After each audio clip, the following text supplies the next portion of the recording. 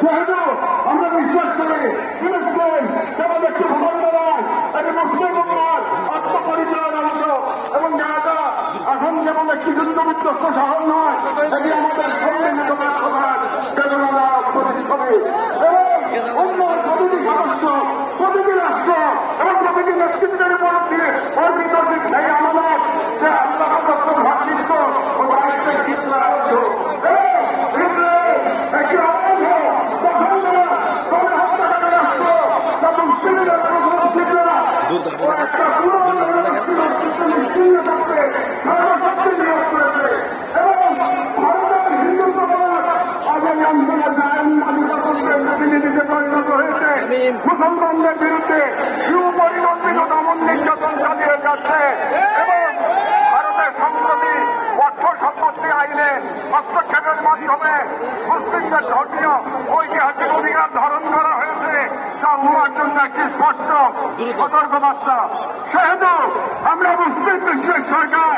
ও রাইসির মতো মুসলিম উম্মার প্রতিনিধিত্বকারী সর্বধর্মী বন্ধুগণ দৃঢ়ভাবে আহ্বান জানাই, এক, ইসরায়েলের সাথে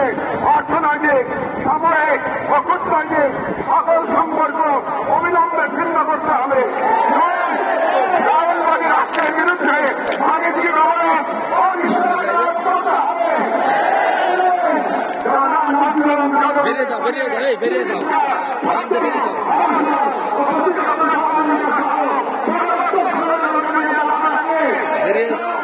আন্তর্জাতিক পর্যায়ে ইসরায়েলকে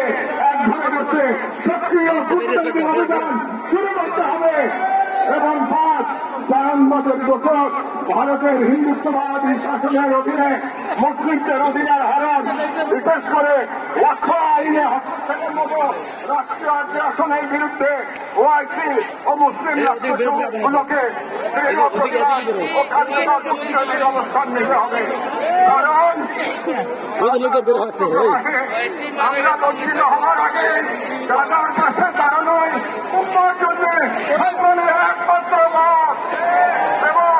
যে নেতৃত্ব তার ইতিহাসের কার্যকাল করতে বাধ্য হবে। আমাদের বাংলাদেশ সরকারের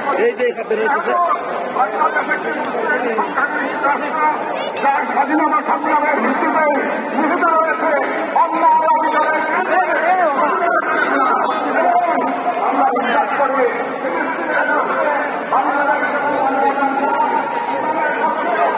দিতে পারে হয়